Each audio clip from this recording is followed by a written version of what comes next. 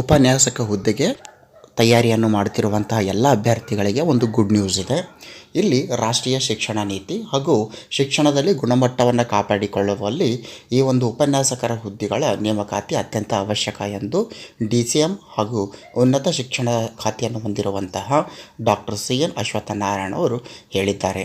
ಈ ಒಂದು ಸಂದರ್ಭದಲ್ಲಿ ಒಟ್ಟಾರೆಯಾಗಿ 8,000 ಉಪನ್ಯಾಸಕರ ಹುದ್ದೆಯನ್ನು ಮಂಜೂರಿಗಾಗಿ ಮುಂಬರುವಂತಹ ಬಜೆಟ್ನಲ್ಲಿ ಪ್ರಸ್ತಾವನೆಯನ್ನು ಸಲ್ಲಿಸಲಾಗುವುದು.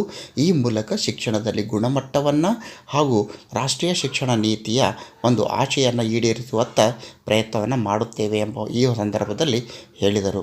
ಜೊತೆಯಲ್ಲಿ 12,000 ಬೋಧಕೇತರ ಸಿಬ್ಬಂದಿ, ಇಲ್ಲಿ ಗಮನಿಸಬೇಕಾದ ಅಭ್ಯರ್ಥಿಗಳೇ, 12,000 ಬೋಧಕೇತರ ಸಿಬ್ಬಂದಿಗಳ ಹುದ್ದೆಗಾಗಿ ಕೂಡ ಇಲ್ಲಿ ಮಂಜೂರಾತಿಯನ್ನು ಸರ್ಕಾರದಿಂದ ಕೇಳಲಾಗಿದೆ.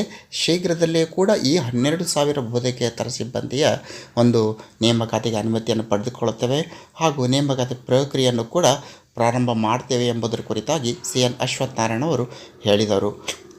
ಅದೇ ರೀತಿ ಒಟ್ಟು 1,200 ಸಹಾಯಕ ಪ್ರಾಧ್ಯಾಪಕರು ಹಾಗೂ 330 ಪ್ರಿನ್ಸಿಪಾಲ್ ಹುದ್ದೆಗೆ ಭರ್ತಿಯನ್ನು ಮಾಡಿಕೊಳ್ಳುವಲ್ಲಿ ಕೂಡ ಒಂದು ನೇಮಕಾತಿಗಾಗಿ ಅನುಮತಿಯನ್ನು ಸರ್ಕಾರಕ್ಕೆ ಕೋರಿದ್ದು, ಈ ಎಲ್ಲ ಅನುಮತಿಗೆ ಸಂಬಂಧಿಸಿದಂತೆ ಶೀಘ್ರದಲ್ಲಿಯೇ ಅನುಮತಿಯನ್ನು ಪಡೆದುಕೊಂಡು ಈ ಒಂದು ನೇಮಕಾತಿ ಪ್ರಕ್ರಿಯೆಯನ್ನು ಪ್ರಾರಂಭ ಮಾಡ್ತೇವೆ ಎಂಬುದರ ಕುರಿತಾಗಿ ಸ್ಪಷ್ಟವಾದ ಒಂದು ಸಂದೇಶವನ್ನು ಇಲ್ಲಿ ಹೇಳಿದ್ದಾರೆ.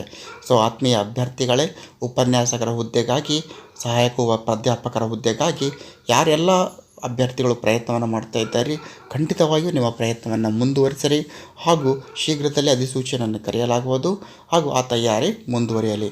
ಈ ಒಂದು ವಿಡಿಯೋ ಖಂಡಿತವಾಗಿಯೂ ಕೂಡ ನಿಮ್ಮ ಒಂದು ನೇಮಕಾತಿಗೆ ಸಂಬಂಧಿಸಿದಂತೆ ತಯಾರಿಗೆ ಪೂರಕವಾಗಿದೆ ಅಂತ ಭಾವಿಸ್ತಾ ಧನ್ಯವಾದಗಳು.